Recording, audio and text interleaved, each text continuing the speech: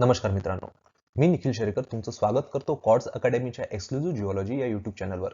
सुरू करण्यापूर्वी जर तुम्ही आमचा व्हिडिओ यूट्यूबवर बघत असाल आणि नवीन असाल तर आता असे जिओलॉजीचे व्हिडिओज मराठी भाषेमध्ये बघण्यासाठी चॅनलला लगेच सबस्क्राईब करा. जर तुम्ही हा व्हिडिओ गुगल क्लासरूमवर बघत असाल तर व्हिडिओमधल्या कंटेंटची पीडीएफ आणि त्याची लिंक तिथे दिलेली आहे. अधिक माहितीसाठी डिस्क्रिप्शन वाचा. चला तर मग सुरू करूयात आजच्या नव्या टॉपिकला, अनकन्फर्मिटी. आता अनकन्फर्मिटी नेमकं कशाला म्हणायचं?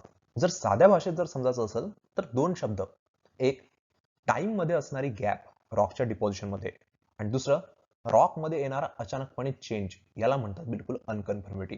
ठीक आहे, पण तो दिसायला किंवा त्याच्या अपीअरन्सला काहीतरी वेगळा असतो. बघूया कसा. तर and unconformity is a surface of erosion. तर इथे शब्द आहे surface of erosion or non-deposition within a sequence of rock which indicate gap or interval of time in the geological history when the normal process of deposition was interrupted. आता म्हणजे काय?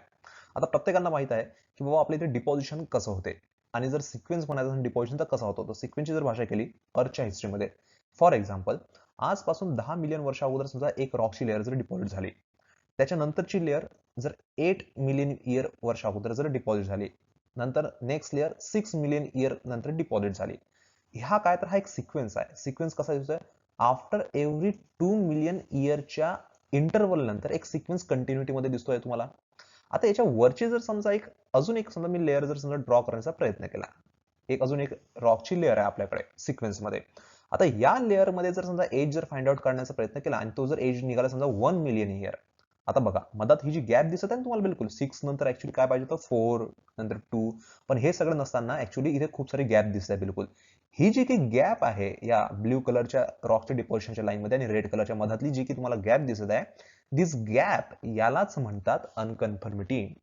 म्हणजे इथे 6 million वर्षाच्या नंतर पासून ते 1 मिलियन वर्षापर्यंत बिलकुल म्हणजे जवळपास 5 मिलियन वर्ष कुठल्याही प्रकारे इथे डिपॉझिशन झालंच नाही आहे. बिलकुल ना इथे डिपॉझिशन झालेलं आहे, ना इथे कुठल्याही प्रकारचं सेडिमेंट्स तिथे अवेलेबल होते. नंतर 5 मिलियन वर्षाच्या नंतर कुठे जाऊन इथे ब्ल्यू कलरची लाईन्स बिलकुल म्हणजे इथे रॉक्स दुसरे डिपॉझिट झालेले आहे. असे टाइम मध्ये येणारी गॅप किंवा अशी जी गॅप असते हीच इंडिकेट करते की त्या रिजन मध्ये अनकन्फर्मिटी आहे साध्या भाषेमध्ये. बिलकुल ठीक आहे. तर कळलं अनकन्फर्मिटी काय राहते. अनकन्फर्मिटी साध्या भाषेमध्ये जो काही तुमचा सिक्वेन्स असतो, सिक्वेन्स लाईक एबीसीडी म्हणा किंवा एक टाइमच्या इंटरव्हल मध्ये सिक्वेन्स म्हणा, तर रॉक बॉडीमध्ये जो काही सिक्वेन्स आहे बिलकुल तो व्यवस्थित चाललेला आहे. पण अचानकपणे जर समजा तुम्हाला टाइम मध्ये जर समजा गॅप दिसायला लागली किंवा जर रॉक मध्ये अचानकपणे जर चेंज दिसायला लागला तर त्याला साध्या भाषेमध्ये म्हणतात बिलकुल अनकन्फर्मिटी. आता मग याचं एक्झाम्पल आहे का? हो बिलकुल एक्झाम्पल आहे. तर भरपूर एक्झाम्पल्स आहेत. त्याच्यापैकी एक जरा इंडियन एक्झाम्पल घेऊ. इंडियामध्ये आपल्याकडे एक इपार्कियन अनकन्फर्मिटी आहे बिलकुल. ठीक आहे. जर या शब्दांना आपण तोडण्याचा प्रयत्न केला तर इथे इप आहे आणि आर्कियन आहे. आर्कियन स्वतःमध्ये टाइम बद्दल माहिती सांगतोय बिलकुल. ठीक आहे. आर्कियन तुमच्या प्री कॅम्ब्रियन मधला बिलकुल एक टाइम आहे. ठीक आहे, इरा आहे आणि त्याच्यात ह्या इप म्हणतोय मीन्स अगोदरचा टाइम. तर इपार्कियन अनकन्फर्मिटी आहे. आता इपार्कियन अनकन्फर्मिटी कुठे आहे नेमकं?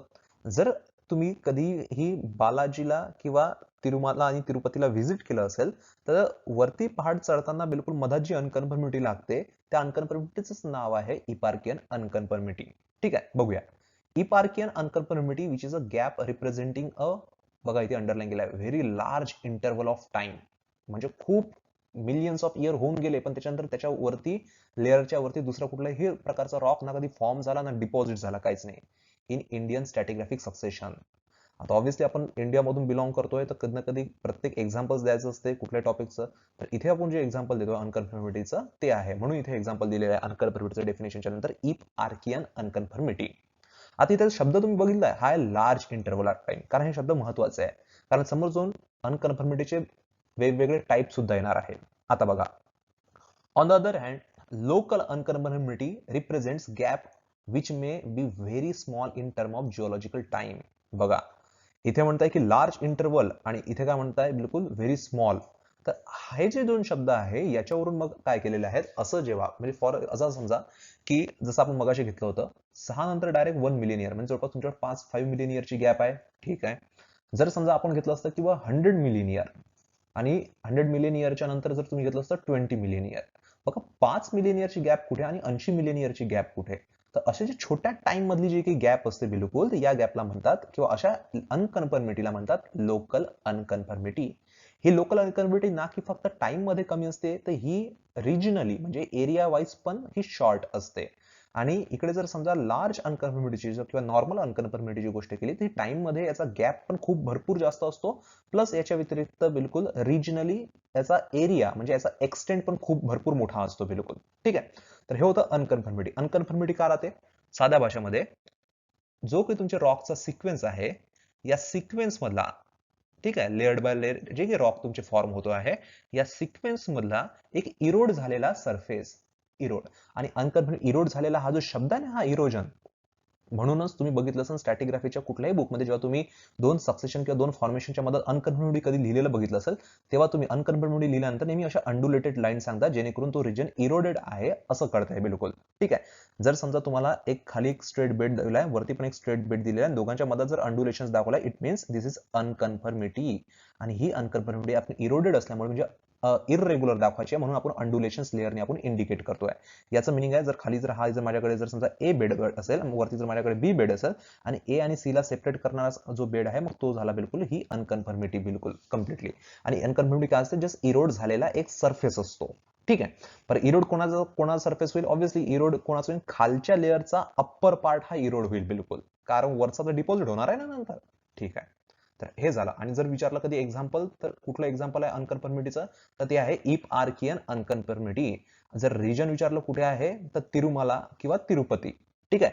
तिरुमला कुठे आहे? तर वरच्या साईडनी आहे बिलकुल हिलवरची. आणि तिरुपती कुठे आहे? तर खाली आहे. वरती जाताना जेव्हा मधात सेंटरमध्ये जीएसआयचं तुम्हाला बोर्ड पण दिसेल, तिथे जी अनकन्फर्मिटी आहे ती आहे इप आर्कियन अनकन्फर्मिटी. ही कसल्या टाईपची आहे? तर ही आहे लार्ज इंटरव्हलच्या टाईपची, म्हणजे टाइम मध्ये जी गॅप होती ती भरपूर मोठी होती. पण जर विचारलं कधी एक्झाम्पल मध्ये तर छोटी असते का? हो बिलकुल, स्मॉल पण असतं बिलकुल.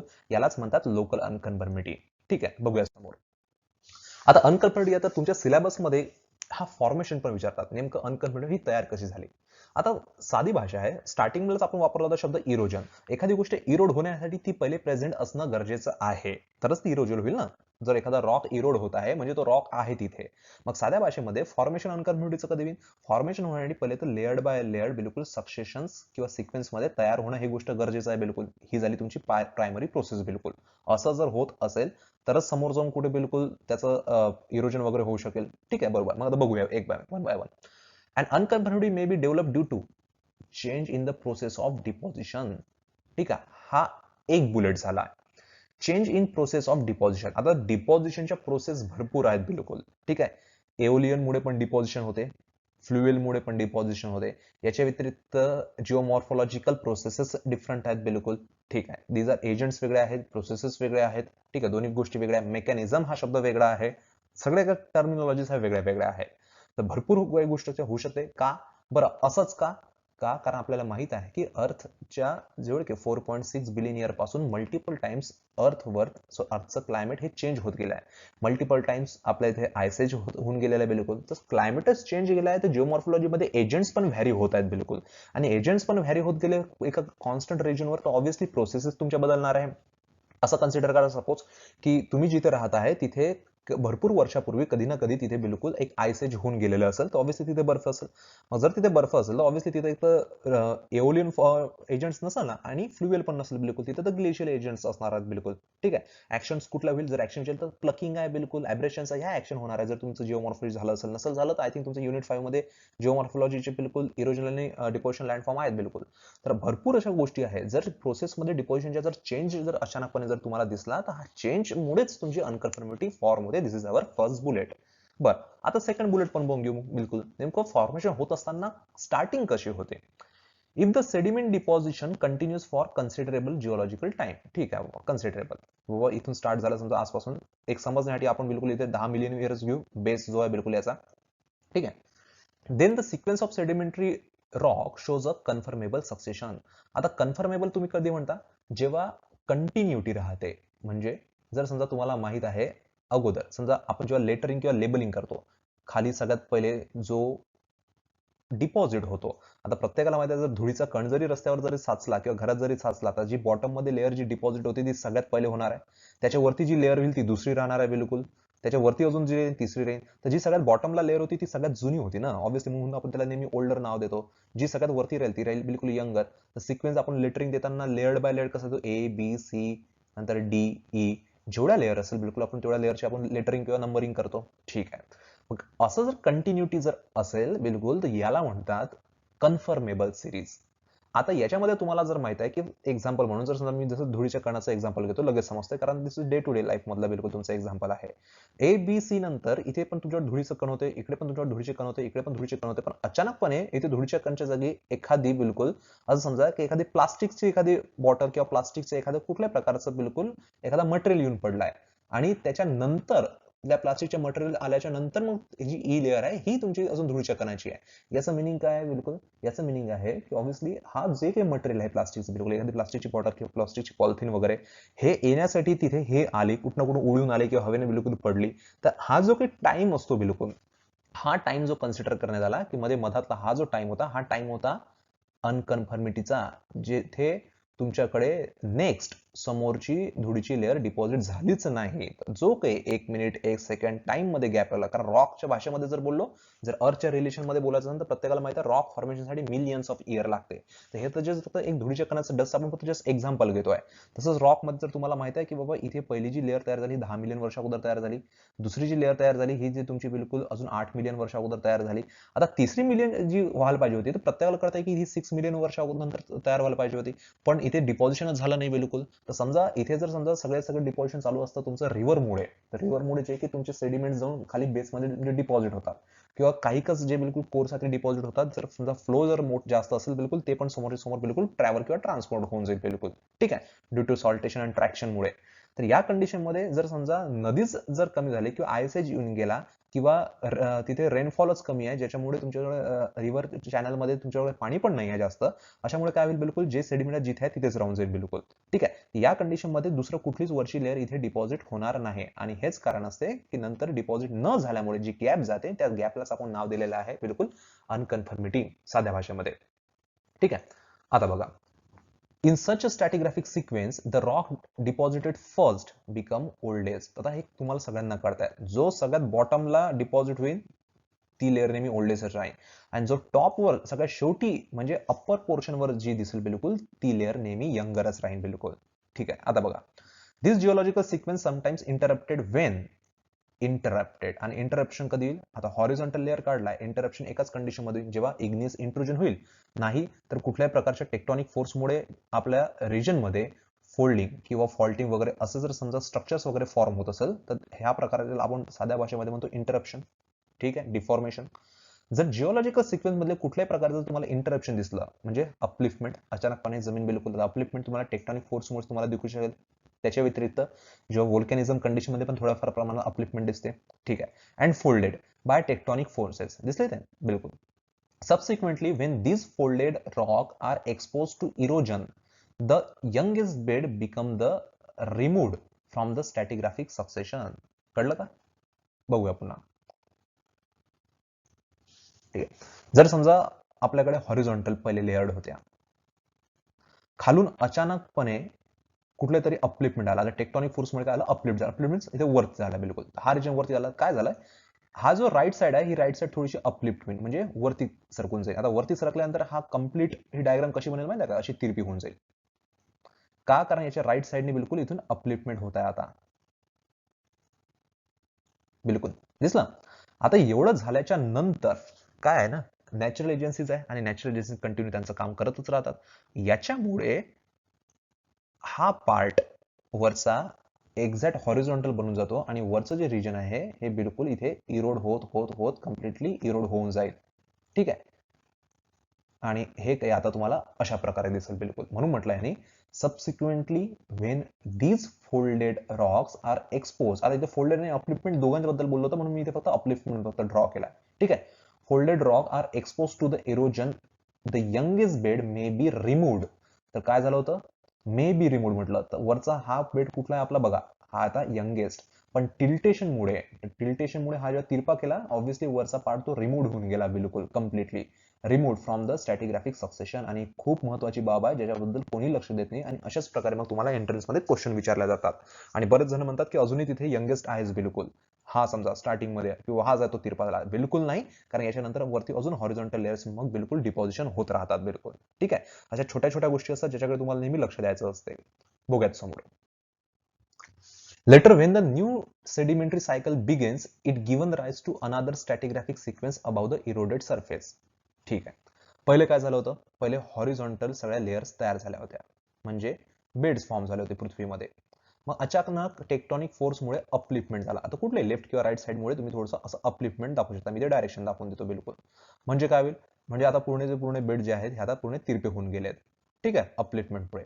पण नॅचरल एजन्सीज त्यांचं काम कंटिन्यू करत आहे आणि त्याच्यामुळे काय होते, नॅचरली बिलकुल इरेग्युलरली जर पॅटर्न, कारण नेचर आहे एकदम परफेक्ट तर फ्लॅट राहणार नाही बिलकुल. तर या कारणामुळे इथे कम्प्लिटली वरचा जो पार्ट आहे टिल्टेशन झाल्यामुळे हा थोडासा इरोड होऊन जात असतो बिलकुल. ठीक आहे. आणि हा इरोड झाल्यानंतर खालचे जे हॉरिझॉन्टल बेड होते ते आता फक्त इन्क्लाइन होऊन गेलेले आहे. पण त्याच्यानंतर पुन्हा पुन्हा सेडिमेंटरी सायकल चालू होते. बघा इथे sedimentary cycle begins gives rise to another stratigraphic sequence about the eroded surface. आणि हा कुठला पार्ट होता? बघा इथलं मी वरचे इरेज करून टाकला. तर हा जो वरचा जो इरोडेड पोर्शन होता, या इरोडेड पोर्शनच्या वरती पुन्हा हॉरिझॉन्टल बिलकुल लेयर्ड डिपॉझिट होणं स्टार्ट होऊन जातात बिलकुल. आणि अशा प्रकारे हा जो मधातला जो सिक्वेन्स आहे, जो ग्रीन कलर लाईनने दाखवलेला आहे बिलकुल, ही झाली अनकन्फर्मिटी, ज्याच्यामुळे पहिले डिपॉझिशन होतं, डिपॉझिशन नंतर अपलिफ्टमेंट झालं, अपलिफ्टमेंटच्या नंतर बिलकुल टिल्टेशन ऑफ बेड, टिल्टेशनच्या नंतर इरोड झालं, इरोडच्या नंतर बिलकुल वरती पुन्हा एक सेडिमेंटरी सायकल डिपॉझिशनची चालू झाली आणि त्यांनी काय केलं, वरचं बिलकुल हा रिजन ब्ल्यू कलरच्या लाईनच्या दिसत तुम्हाला पुन्हा हॉरिझॉन्टल डिपॉझिट करणं स्टार्ट केला. आणि वरच्या हॉरिझॉन्टल लाईन्स आणि खालच्या तिरप्या इन्क्लाइंड लाईनच्या मधातली जी ग्रीन कलरचा कॉन्टॅक्ट दाखवतोय, this eroded contact is known as angular unconformity, साध्या भाषेमध्ये बिलकुल. ठीक आहे. हे फॉर्मेशन कम्प्लीट सांगायचं असते. तुम्हाला एक्झाम मध्ये आहे, तुमच्या सिलेबस मध्ये दिलेलं आहे की एखादी अनकन्फर्मिटी जर फॉर्म होत असेल तर ती पाहिजे फॉर्मेशनची कंडिशन काय आहे. ठीक आहे. तर एखादी गोष्ट तिथे इरोड होत आहे म्हणजे पहिले आहे, तर अगोदर सांगा तिथे की लेयर्ड बाय लेयर्ड हॉरिझॉन्टल एकदम conformable series of rock sequence is present. Complete तुम्हाला सांगायला लागेल बिलकुल सिक्वेन्स. ठीक आहे. नेक्स्ट बुलेट घेऊ. The surface that demarcate the gap, ठीक आहे, or sorry, of non-depositional or erosional lies between the two stratigraphic sequence which is called as unconformity. आपण इथे ड्रॉ करून दाखवलं होतं. वरचं कसं होतं हॉरिझॉन्टल लाईन एक सिक्वेन्स कंप्लीट आणि खालच्या कसं होतं बिलकुल इन्क्लाइंड लाईन्स म्हणजे इन्क्लाइंड बेड्स बिलकुल. हा झाला एक सिक्वेन्स आणि हा कंप्लीट झाला एक सिक्वेन्स. आणि दोघांच्या मधात बिलकुल जी लाईन किंवा इरोडेड कॉन्टॅक्ट असतो, या इरोडेड कॉन्टॅक्टलाच म्हणतात अनकन्फर्मिटी किंवा टाइम मध्ये येणारी गॅप. आता जर टाइम मध्ये येणारी गॅप जर बरेच वेळा आपण शब्द म्हणतोय, तर नेमकं टाइम मध्ये गॅप येते कशी हे बघा. प्रत्येकाला माहित आहे की जर समजा बाहेर क्ले जरी तयार होत असेल तर क्ले कशी तयार होते, जस्ट एक 2 मिलीमीटरची थिकनेस तयार होते एका वर्षात. त्याच्यात ती बिलकुल ट्रान्सपोर्ट होऊन समोर निघून जाते. रॉक फॉर्मेशनसाठी मिलियन्स ऑफ वर्ष लागतात. आता 1 मिलियन म्हणजे किती? 1 मिलियन म्हणजे होतो 10 लाख वर्ष. मग याच्यामध्ये सगळ्यात पहिले अकॉर्डिंग टू लॉ ऑफ स्ट्रॅटिग्राफी कसे बिलकुल रॉक्स तयार होतात लेयर्ड बाय लेयर्ड. मग लेयर्ड बाय लेयर जेव्हा रॉक फॉर्म होतात, ऑब्व्हियसली इथून इथपर्यंत तयार होण्यासाठी जवळपास असं पाहून घ्या मोर दॅन 10 मिलियन इयर्स लागले असेल. हे एक्झाम्पल आहे फक्त. मग याच्यानंतर टेक्टॉनिक अपलिफ्टमेंटमुळे हे अपलिफ्टमेंट होईल. आता अपलिफ्टमेंटचे टेक्टॉनिझम मध्ये खूप सारे कंडिशन्स आहे. अचानक एका तासात पण होऊ शकते किंवा अपलिफ्टमेंट होण्यासाठी पण ऑब्व्हियसली त्यांनी पण एक जवळपास 5 मिलियन वर्ष घेतली असेल. ठीक आहे. अजून 5 मिलियन इयर याच्यात आता ऍड करा फॉर्मेशन प्लस. ठीक आहे. अपलिफ्टमेंट झाल्यानंतर मग आता हे तिरपे होऊन जाणार. तिरपे झाल्याच्या नंतर ते अजून इरोड होणार. इरोजनसाठी एवढं इझिली होत नाही. तुमच्या लोकल एरियामधलं कुठलंही एखादा पहाड किंवा थोडासा माउंट घेऊन घ्या. लहानपणापासून आता तो इरोड झालाय का? बिलकुल नाही. एवढं इरोजन तुम्हाला दिसणार पण नाही. म्हणजे एखादी गोष्ट इरोड करण्यासाठी पण अजून मिलियन्स ऑफ इयर तुम्हाला लागणार आहे. अजून तो इरोड झाल्यानंतर त्याच्यावरती पण अजून डिपॉझिशन होणार आहे, त्याला पण मिलियन्स ऑफ इयर लागणार आहे. तर मधात ही जी काही गॅप जाते हे भरपूर अशा मिलियन ऑफ इयरची, हीच तर गॅप आहे टाइम मध्ये येणारी गॅप, ज्यालाच आपण नाव दिलेलं आहे अनकन्फर्मिटी. ठीक आहे. समोर बघूया. When the region undergoes further upliftment and erosion, the unconformable surface is exposed to the surface topography. हा जर या कंडिशन मध्ये जर समोर कंटिन्युटी जर अपलिफ्टमेंटची किंवा इरोजनची सुरूच असेल तर त्या कंडिशन मध्ये the time represent in the stratigraphic record of unconformity is called as hiatus. आता हे युनिव्हर्सिटीच्या तर तुमच्या सेमिस्टरसाठी नाही, पण बरेच वेळा सेम क्वेश्चन आणि सेम बुलेट ऍक्च्युअली युनिव्हर्सिटीच्या एंट्रन्सेस मध्ये एमएससी साठी विचारण्यात आला, म्हणून हा बुलेट टाकलेला आहे की जो तुम्ही टाइम मध्ये गॅप म्हणता किंवा स्टॅटिग्राफिक रेकॉर्ड टाइम म्हणता तुम्ही अनकन्फर्मिटी, त्याला काय वर्ड म्हणतात असं विचारण्यात आलं होतं, तर त्याला म्हणतो आपण हायटस. ठीक आहे. It represent the time when sedimentation was interrupted and also indicates time during which the earlier formed bed was removed by erosion. तर हो, तर इरोजन मुळे जर रिमूव्ह होतात तर त्याला काही ना काही टाइम लागेल ना. तो जो टाइमचा गॅप आहे का नाही, त्याला बिलकुल आपण नाव दिलं हायटस. पुन्हा सांगतो, सेमिस्टरसाठी तर हे एवढं इम्पॉर्टंट नाही आहे, पण एंट्रन्स एक्झामिनेशन मध्ये तुम्हाला बरेच वेळा हायटेस्ट बद्दल या शब्दाबद्दल विचारलं जातं बिलकुल. तर हे जी काही टाइम मध्ये जी गॅप येतात, या टाइम मध्ये येणाऱ्या गॅपलाच आपण हायटेस्ट शब्द दिलेला आहे. ठीक आहे. मग आता फॉर्मेशन कसं झालं आपल्याला प्रत्येकाला माहित आहे. तर फॉर्मेशन नंतर आपण साध्या भाषेमध्ये बघूया की टाइप्स कुठले कुठले अनकन्फर्मिटी. जर अजूनही कोणाला कळलं नसेल किंवा आता जर कोणी जॉईन झाले असेल तर पुन्हा एकदा शॉर्ट मध्ये तुम्हाला समजून सांगतो. ठीक आहे, हे त्यांच्यासाठी आहे. फर्स्ट, फॉर्मेशन कधी होते? लेयर्ड बाय लेयर्ड एक कन्फर्मेबल सिरीज बिलकुल डिपॉझिट होऊन जाणार. दिस इज फर्स्ट. सेकंड, कुठल्याही कारणामुळे ते अपलिफ्टमेंट होईल. हो, हे बघा तिरपे करून टाकले. ठीक आहे. थर्ड, सरफेस त्याचा इरोड होऊन जाईल. सरफेस इरोड होऊन जाईल म्हणजे काही कच पार्ट, फॉर एक्झाम्पल एवढा पार्ट बिलकुल वरचा जो मी ड्रॉ केलेला बिलकुल तो इरोड होऊन जाईल. ठीक आहे. आणि ही जी लाईन आहे मग या लाईनला म्हणतात इरोडेड कॉन्टॅक्ट, इरोड झालेला सरफेस. नेक्स्ट, फोर्थ कंडिशन मध्ये हा जो इरोड झालेला कॉन्टॅक्ट आहे बिलकुल याच्यावरती पुन्हा सेडिमेंटेशन सायकल चालूच असल्यामुळे नॅचरल एजन्सी कंटिन्यू काम करतात, पुन्हा हॉरिझॉन्टल लेयर्स येऊन जातात. मग आता या कंडिशन मध्ये जर बघितलं तर बघा इथून याला म्हणतात एक कम्प्लीट सिक्वेन्स आणि याला म्हणतात दुसरा एक कम्प्लीट सिक्वेन्स, आणि दोघांच्या मधात हा जो एक इरोडेड सरफेस असतो याला म्हणतात अनकन्फर्मिटी. इथून अपलिफ्टमेंट होऊन, ही होती पहिली कंडिशन, ही झाल्याच्या नंतर इथून, ठीक आहे, कुठनं इथून ह्या सगळ्या गोष्टी होईपर्यंत अप टू दिस पोझिशन बिलकुल इथे जो मधात जो टाइम लागला ना एवढं सगळं होण्यासाठी, जी गॅप गेलेली आहे बिलकुल, यालाच म्हटलंय अनकन्फर्मिटी. म्हणजे तुमच्या टाइम मध्ये किंवा सिक्वेन्स किंवा स्टॅटिग्राफीच्या डिपॉझिशनच्या टाइम मध्ये येणारी गॅप किंवा रॉक मध्ये येणार अचानक चेंज. आता रॉक मध्ये कसं काय चेंज येईल तर ते पण बघू. पण त्याच्या अगोदर बघूया की अँग्युलर अनकन्फर्मिटीच्या व्यतिरिक्त पण जे आपण अगोदर नाव घेतलं तर अजून कुठल्या कुठल्या अनकन्फर्मिटी आहे बघा. एक असते अँग्युलर अनकन्फर्मिटी, एक असते डिसकन्फर्मिटी, एक असतं लोकल, एक असतं non conformity, blended unconformity, para unconformity आणि बटरस अनकन्फर्मिटी. त्याच्यापैकी अँग्युलर, डिस, नॉन आणि पॅरा अनकन्फर्मिटी ह्या 4 महत्वाच्या आहेत. तुमच्या आता आपल्या संत गाडगेबाबा अमरावती विद्यापीठाचे जे आपली सेमिस्टर आहे त्या सेमिस्टरच्या हिशोबाने ह्या 4 बेसिक बीएससीच्या हिशोबाने ठीक आहे. पण त्याच्या व्यतिरिक्त लोकल सुद्धा असते, ब्लेंडेड आणि बटर्स पण असते. तर आपण बटर्स, ब्लेंडेड आणि लोकल थोडंसं दूर ठेवूया बिलकुल याच्यापासून, पण ह्या 4 बिलकुल तुमच्यासाठी कॉमन आहे. आता तुम्ही म्हणता की 1, 2, 3, 4, 5, 6 आणि 7 असं तर नाही. जर एंट्रन्सची गोष्ट केली किंवा नेट सेट किंवा गेट सारख्या एक्झामची जर गोष्ट केली किंवा IIT जॅम सारखी जर गोष्ट केली तर ह्या भरपूर आहेत. मोर दॅन 20 टाइप्सच्या अनकन्फर्मिटीज आहेत बिलकुल. ठीक आहे. इव्हन समोर जाऊन ह्या ज्या ब्लेंडेड किंवा बटर्स कन्फर्मिटी आहे यांचे पण सब टाइप्स बिलकुल फॉर्म होणं स्टार्ट होऊन जातात. तर आपण एवढं कन्फ्युजन न होता पहिले तर ह्या ज्या 4 मेन आहेत बिलकुल, ह्या 4 मेन अनकन्फर्मिटीज बघूया बिलकुल. ठीक आहे. बघा आता नावातच आहे अनकन्फर्मिटी. आता अनकन्फर्मिटी मध्ये इथे आहे, ठीक आहे, अन मीन्स नॉन आणि कन्फर्मिटी मीन्स नॉन कन्फर्मेबल, म्हणजे लेअर कंटिन्युटी मध्ये नाही आहे. आणि कन्फर्मिटीचं डायरेक्ट रिलेशन तुम्हाला इथे घ्यायचं आहे. जर कन्फर्मिटी कधी पण आला तर माहिती स्टॅटिग्राफिक सिक्वेन्स मधून बोलाल, आणि स्टॅटिग्राफी जर लक्षात ठेवायचं असेल तर याला कन्फर्मिटी आणि स्टॅटिग्राफीला लक्षात ठेवायचं सेडिमेंटरी या शब्दासोबत बिलकुल. जिथे स्टॅटिग्राफी येईल तिथे सेडिमेंटरीज येईल. बघून घ्या डेफिनेशन, कुठे स्टॅटिग्राफीचं इंट्रोडक्शन जो पार्ट असेल तिथे तुम्हाला सेडिमेंटरी सिक्वेन्सचा स्टडी बद्दलच असा शब्द वापरला जाईल. अनकन्फर्मिटी मध्ये पण तुम्हाला सेडिमेंटरी शब्दावरच जास्त भर देणार, कारण इथे डिपॉझिशन आणि इरोजन शब्दावर आपल्याला लक्ष देणार बिलकुल. ठीक आहे. तिथं सगळ्यात पहिली जी आपण घेऊ बिलकुल तर ती घेऊ ऍक्च्युली अँग्युलर अनकन्फर्मिटी. का? कारण हे बघितलेली आहे. बघा इथे काय बिलकुल, इथे तुम्हाला पूर्ण तिरपे बेड दिसत आहे. या तिरप्या बेडच्या मधात आणि वरती इथे तुम्हाला हॉरिझॉन्टल बेड दिसत आहे बिलकुल, आणि दोघांच्या मधात बिलकुल एक बोल्ड ब्लॅक लाईन दिसत आहे जो आहे कॉन्टॅक्ट, आणि तो कॉन्टॅक्ट, या कॉन्टॅक्टला म्हणतात बिलकुल अनकन्फर्मिटी. आता वरच्या हॉरिझॉन्टल बेडनी खालच्या हॉरिझॉन्टल बेड सोबत बिलकुल हा जो बघा केलेला अँगल आहे ना, या अँगलमुळे याचं नाव पडलेलं आहे अँग्युलर अनकन्फर्मिटी. ठीक आहे. Flat line sedimentary rock, overlain tilted sedimentary rock. तर याच्यामध्ये सगळ्यात महत्वाचं काय माहिती आहे का, जर तुम्ही कधी ऑब्झर्व केल्या सगळ्या गोष्टी, वरती पण सेडिमेंटरी रॉक आहे, खाली पण सेडिमेंटरी रॉक आहे, पण वरच्या सेडिमेंटरी रॉक आणि खालच्या सेडिमेंटरी रॉक मध्ये इथे जर बघितलं तुम्ही तर कॉन्टॅक्ट जो आहे हा एक अँग्युलर कॉन्टॅक्ट आहे बिलकुल, आणि याच्यावरून आपण नाव ठेवलेलं आहे अँग्युलर अनकन्फर्मिटी. मग आता 2 नंबरवर जाऊया. 2 नंबरवर आहे डिसकन्फर्मिटी. हा एकदम मुद्दामून सिक्वेन्स देतोय तुम्हाला.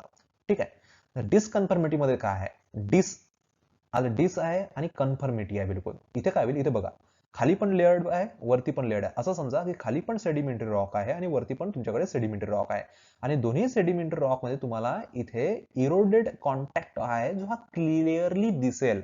अशा क्लिअरली दिसणाऱ्या इरोडेड कॉन्टॅक्टलाच म्हणतात डिसकन्फर्मिटी. बघा इथे and erosional surface separate sedimentary rock yellow, हो वरचा पण सेडिमेंटरी रॉक आहे, from older sedimentary rock blue.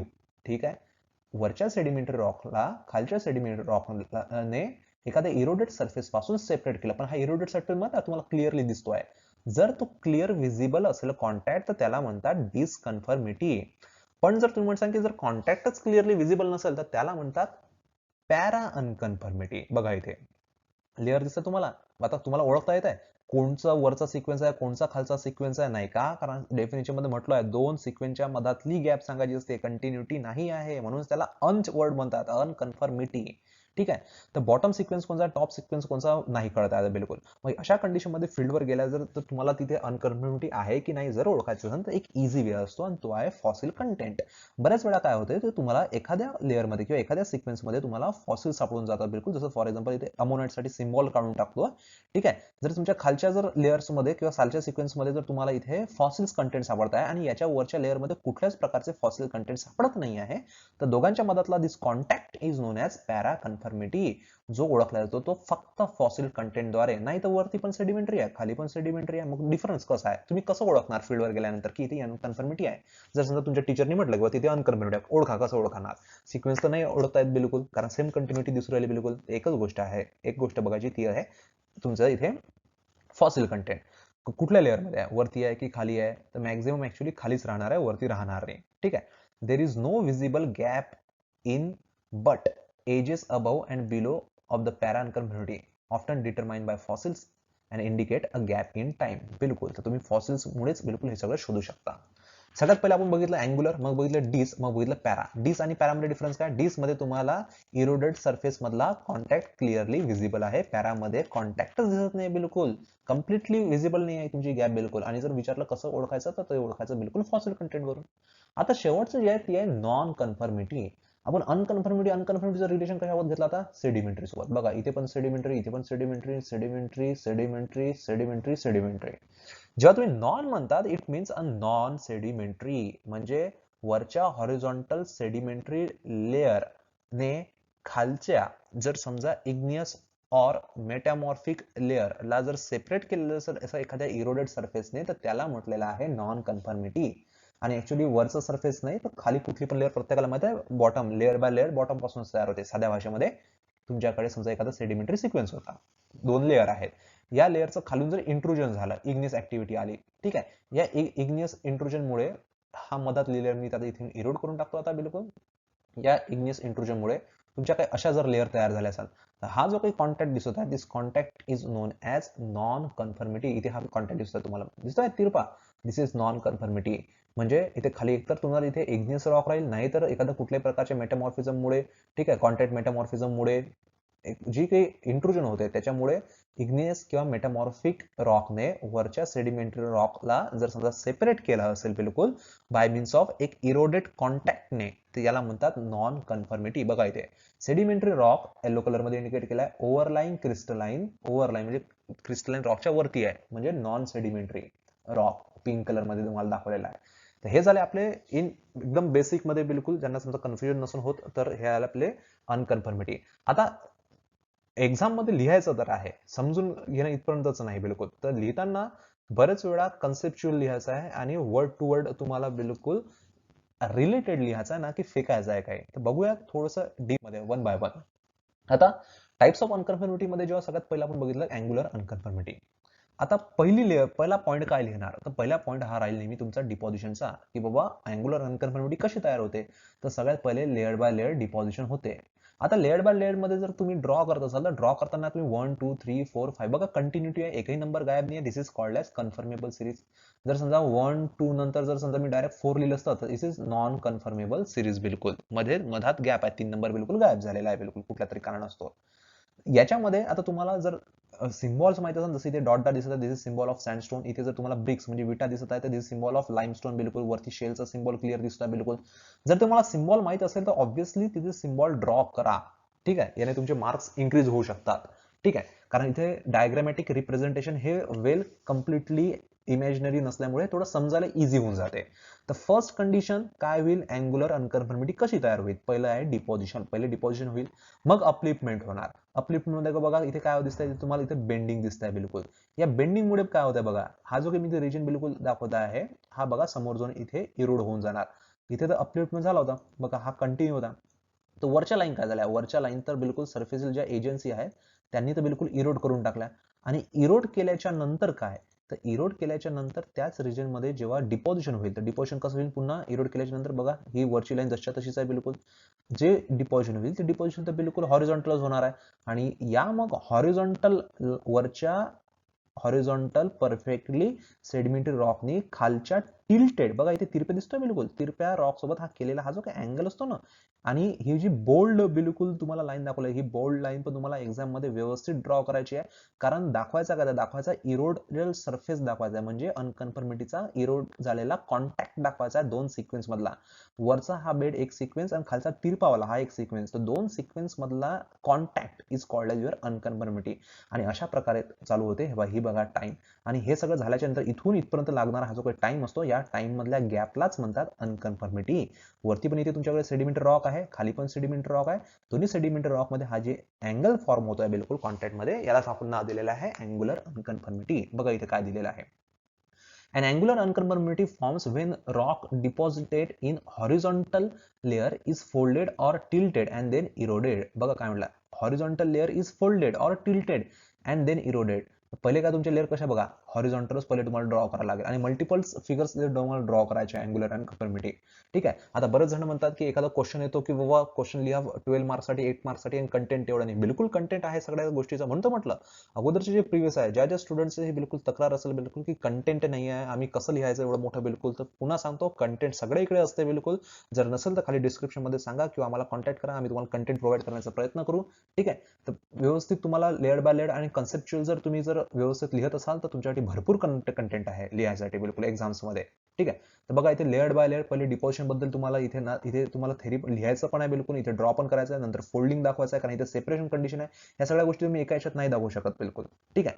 नंतर नेक्स्ट इरोडेड झालेला पार्ट तुम्हाला इंडिकेट करायचा आहे आणि लास्ट मध्ये तुम्हाला इंडिकेट करायचा आहे बिलकुल वरचा डिपॉझिट झालेली नेक्स्ट सेडिमेंटची सायकल आणि खालचा तिरपीवाली लेअर पण, सगळ्या गोष्टी. ठीक आहे. म्हणून इथे तुम्हाला इथे हायलाइट करून दाखवलेला आहे. Horizontal layer is folded and tilted and then eroded. सगळ्यात महत्वाची गोष्ट जी होते अँग्युलर अनकन्फर्मिटी मध्ये बिलकुल. ठीक आहे. आता next, when erosion stops a new horizontal layer is deposit. तर हो, जेव्हा इरोजन हे वरचं थांबून जाईल तेव्हा वरती बघा एक नवीन हॉरिझॉन्टल सेडिमेंटची लेअर तयार होणं स्टार्ट होऊन जाते. When bedding plane of the older bed layer are not parallel to of this younger rock layer deposited of above them and angular unconformity result. बरोबर आहे बिलकुल. वरच्या हॉरिझॉन्टल लेअर सोबत खालच्या जर लेअरनी जर काही अँगल केला, त्या जर परफेक्ट हॉरिझॉन्टल नसेल तर त्याच्यामुळेच बिलकुल अँग्युलर अनकन्फर्मिटी तयार होत आहे. नावातच आहे बिलकुल, एवढं काही असं पाठ ठेवण्यासारखं नाही याच्यात. अँग्युलर अनकन्फर्मिटी म्हणजे अँगल आहे, कुठेतरी अँगल तयार होतो. अँगल कधी तयार होतो, जेव्हा एखाद्या इमॅजिनरी किंवा कुठल्याही एखाद्या रेफरन्स हॉरिझॉन्टल सरफेसने बिलकुल दुसऱ्या एखाद्या सरफेस सोबत एक पर्टिक्युलर अँगल केला असेल तर त्याला साध्या भाषेमध्ये म्हटलं अँग्युलर अनकन्फर्मिटी बिलकुल. ठीक, बघून घेऊ. मग तसंच डिसकन्फर्मिटी आणि लोकल आहे. आता बऱ्याच जणांचं झालंय, पण तरी एक छोटंसं क्विक मध्ये घेऊन घेतो. डिसकन्फर्मिटी मध्ये महत्वाचं काय, डिसकन्फर्मिटी मध्ये महत्वाचं आहे बिलकुल डिस. आपण कधी म्हटलं होतं, डिस म्हणजे दोन खालच्या सेडिमेंटरी सिक्वेन्स आणि वरच्या सेडिमेंटरी सिक्वेन्स मधला हा जो कॉन्टॅक्ट आहे हा दिसला पाहिजे तर डिस म्हणायचा. पण वरच्या सेडिमेंटरी सिक्वेन्स आणि खालच्या सेडिमेंटरी सिक्वेन्स मधला हा जो कॉन्टॅक्ट हा जर दिसलाच नाही तर त्याला कुठलं म्हणतात, त्याला म्हणतात पॅरा अनकन्फर्मिटी. ठीक आहे. डिसकन्फर्मिटी कधी, uplifted without folding or tilting and are eroded. हा शब्द खूप महत्वाचा आहे. नाही तर प्रत्येक याच्यात फोल्डिंग टिल्टिंग लिहून ठेवसाल आणि सगळं काही चुकून दिलं मार्क नाही देणार. अँग्युलर अनकन्फर्मिटी मध्येच फक्त अपलिफ्टमेंट होईल, याच्यामध्ये अपलिफ्टमेंट होणार नाही. मग याच्यामध्ये नेमकं झालं काय, तर साधी भाषा आहे बिलकुल. याच्यामध्ये काय होणार आहे, याच्यामध्ये तुमच्याजवळ बिलकुल लेअर्ड बाय डिपॉझिशन झालं. समजा असं समजा की फर्स्ट लेअर तयार झाली तुमच्याकडे आजपासून 10 मिलियन वर्ष अगोदर. दुसरी लेअर तयार झाली आजपासून 8 मिलियन वर्ष अगोदर. आता तिसरी लेअर तर इथे तयार झालीच नाही, म्हणजे इथे 6 मिलियन वर्ष 4 मिलियन वर्षापर्यंत काही झालंच नाही. आणि जी नेक्स्ट लेअर तयार झाली ना ती झाली 2 मिलियन वर्ष अगोदर. म्हणजे ही जी मधात गॅप गेली आहे बिलकुल, दिस gap in non as unconformity. वरची पण लेअर ही सेडिमेंटरीच आहे, खालची पण लेअर ही सेडिमेंटरीच आहे, पण तिथे काय झालंय, बरेच वर्षापर्यंत कुठल्याही प्रकारचं डिपॉझिशनच झालं नाही त्या एरियामध्ये. आणि असा जी गॅप आहे यालाच आपण म्हटलेलं आहे किंवा टाइम मध्ये येणारी गॅप किंवा जो काही सिक्वेन्स मध्ये येणारे तुमचं डिस्ट्रक्शन आहे यालाच म्हटलंय आपण अनकन्फर्मिटी. आणि जर या कंडिशन मध्ये जेव्हा तुम्ही अनकन्फर्मिटी शब्द म्हणता तर कधी काय होते, सिक्वेन्सचा अप्पर पार्ट जो असतो तो इरोडेड असतो, बिलकुल म्हणजे इररेग्युलर असतो, आणि त्याच्यावरती पुन्हा हॉरिझॉन्टल स्ट्रेट लाईन्स. तर याच्यामुळे तुम्हाला कळलेलं आहे की बाबा ही डिसकन्फर्मिटी आहे. जर असं नसतं, फक्त जर स्ट्रेट लाईन्स असत्या तर ही कुठली झाली, तर ही झाली पॅरा अनकन्फर्मिटी. आणि पॅरा अनकन्फर्मिटी कशावरून ओळखतात, तर फक्त फॉसिल कंटेंट वरून. तर तिथे तुम्हाला फॉसिल्स ड्रॉ करून त्याचे सिम्बॉल्स पण तुम्हाला ड्रॉ करावे लागेल. ठीक आहे, नियरली हॉरिझॉन्टल्स बिलकुल सांगितलेलं आहे. ठीक आहे, हीच आहे तुमची डिस्कन्फर्मिटी. लोकल अनकन्फर्मिटी बद्दल आपण याच्या अगोदर पण बोललो. तर साध्या भाषेमध्ये लोकल जर म्हटलं तर याचं साईज म्हणजे जिओग्राफिकल एक्सटेंट म्हणजे एरिया वाईज ही छोटी असते, म्हणून याला लोकल एक्सटेंट म्हणतात. आणि दुसऱ्या भाषेमध्ये टाइम मध्ये याला खूप कमी टाइम लागलेला असतो. कमी म्हणजे जस्ट असं म्हणा की एक 100 वर्ष किंवा एक 1000 वर्ष. कारण 1000 वर्ष पण जिओलॉजीमध्ये ऍक्च्युली छोटं झालं का, कारण 1 मिलियन जेव्हा तुम्ही म्हणता तर 1 मिलियन इज 10 लाख वर्ष झाले बिलकुल. ठीक आहे, तर हा जरा छोटा टाइम स्पॅन, तर याला म्हणतात लोकल अनकन्फर्मिटी साध्या भाषेमध्ये. तसंच आपल्याकडे नॉन आहे. नॉन कन्फर्मिटी म्हणजे नॉन सेडिमेंटरी. वरच्या लेअर तुम्हाला सेडिमेंटरी दाखवायच्या, खालच्या लेअर कसं आहे बिलकुल म्हणजे कसं म्हणजे इंट्रुजन टाइप मध्ये इग्नियस सांगा किंवा मेटामॉर्फिक सांगा, याला म्हणतात नॉन कन्फर्मिटी. बिलकुल nonconformity must be distinguish from intrusive igneous contact. तर बिलकुल हा जो इंट्रुसिव्ह इग्नियस कॉन्टॅक्ट, आता इग्नियसच येते का, मेटामॉर्फिक येत नाही का, आता बिलकुल तुम्ही मल्टिपल लिटरेचर चेक करा, मेटामॉर्फिक पण येते. आणि त्याच्यात जरी विचारलं मग कोणत्या टाईपचं मेटामॉर्फिझमचं, लक्षात ठेवून द्यायचं की कॉन्टॅक्ट मेटामॉर्फिझम जर विचारलंच तर, किंवा एंट्रन्स एक्झाम मध्ये आलं तर. ठीक आहे, एक असते ब्लेंडेड अनकन्फर्मिटी. पुन्हा सांगितलं होतं की याच्यावर जास्त तुम्ही भर नाही दिला तरी चालते बिलकुल. पण सगळ्यात आता याच्यात महत्वाचं काय बिलकुल, आता ब्लेंडेड शब्दाचं स्पेलिंग काय बिलकुल मिक्स होणे बिलकुल. तर अशा वेळेस जेव्हा तुमचे वरचा जो इरोडेड झालेला सरफेस असतो, हा इरोडेड झालेला सरफेस जर समजा सॉइलने कव्हर होऊन गेला, आणि कव्हर होऊन गेल्यानंतर तुम्हाला इरोडेड झालेला सरफेस आणि सॉइल मधलं डिफरन्सच कळत नाही आहे, अशा कंडिशन मध्ये जर तो शार्प कॉन्टॅक्ट, इरोड झालेला असा जो शार्प कॉन्टॅक्ट हा जर लॅक म्हणजे याची जर कमतरता आहे, दिसतच नाही आहे क्लिअर बिलकुल, आणि वरची लेअर कोणची आहे, तुमची सॉइलची आहे बिलकुल, अशाला म्हटलेलं आहे ब्लेंडेड अनकन्फर्मिटी. ठीक आहे, पॅरामध्ये आपल्याला माहिती आहे बिलकुल, पॅरामध्ये बिलकुल कंटिन्यू इथे गॅप राहील, मे बी इथे तुम्हाला गॅप राहील, पण गॅप नंतर पुन्हा तुमचा सिक्वेन्स जो आहे हा हॉरिझॉन्टलच राहील परफेक्ट. मग ओळखायची कशी की कोणचा कॉन्टॅक्ट, या कॉन्टॅक्टला म्हणायचं की या कॉन्टॅक्टला म्हणायचं, जिथे ज्या सिक्वेन्स पर्यंत, म्हणजे जर समजा या सिक्वेन्स पर्यंत जर फॉसिल्स कंटेंट सापडत गेले तर हा झाला एक सिक्वेन्स आणि वरचा झाला दुसरा सिक्वेन्स, आणि दोघांच्या मधातल्या गॅपला म्हटलेलं आहे बिलकुल मग अनकन्फर्मिटी. आणि जेव्हा सिक्वेन्स किंवा गॅप तुम्हाला व्यवस्थित अंडुलेशन व्यवस्थित दिसत नसेल तर तेव्हा त्याला म्हणतात पॅरा अनकन्फर्मिटी. आणि last one is your buttress. ठीक आहे, बट्रेस काय बघा, buttress unconformity is when younger bedding is deposited against older strata, thus influence its bedding structure. तो बरोबर आहे बिलकुल. बट्रेस मीन्स काय कंडिशन असते, बट्रेस काय असं राहते बिलकुल. ठीक आहे, फॉर एक्झाम्पल तुम्ही बट्रेस डॅम वगैरे पण बघितला असेल बिलकुल. ठीक आहे, तर बट्रेस डॅम मध्ये नियर अबाउट एक जो की आपली वॉल असते, त्या वॉलच्या अपोजिट सपोर्टसाठी जे काही स्ट्रक्चर बनलेले असते त्याला आपण बट्रेस म्हणतो. इथे पण काही असंच आहे बिलकुल, म्हणून इथं अपोजिट शब्द वापरतात. ठीक आहे, जर इमॅजिन नसेल हो तुम्ही पुन्हा सांगतो, सेमिस्टर साठी एवढं महत्वाची नाही आहे, पण एंट्रन्स साठी बिलकुल पहिले महत्वाची आहे बिलकुल हे अनकन्फर्मिटी, म्हणून सांगतोय. बट्रेस मध्ये काय लक्षात ठेवायचं, तर बट्रेस मध्ये एकच गोष्ट लक्षात ठेवायची आहे, यंगर जो बेड आहे म्हणजे सगळ्यात टॉपचा इज डिपॉझिटेड अगेन्स्ट ओल्डर स्ट्रॅटा. बस एवढा फक्त एक सिक्वेन्स तुम्हाला लक्षात ठेवायचा. आता फॉर्मेशन बघितलं, टाइप्स बघितले. ठीक आहे, कुठले 4 महत्वाचे टाइप्स आहेत तुम्हाला, अँग्युलर, डिसकन्फर्मिटी, पॅरा अनकन्फर्मिटी आणि नॉन अनकन्फर्मिटी. अँग्युलर मध्ये तर वरच्या सेडिमेंटरी रॉकने खालच्या सेडिमेंटरी रॉक सोबत अँगल केलाय.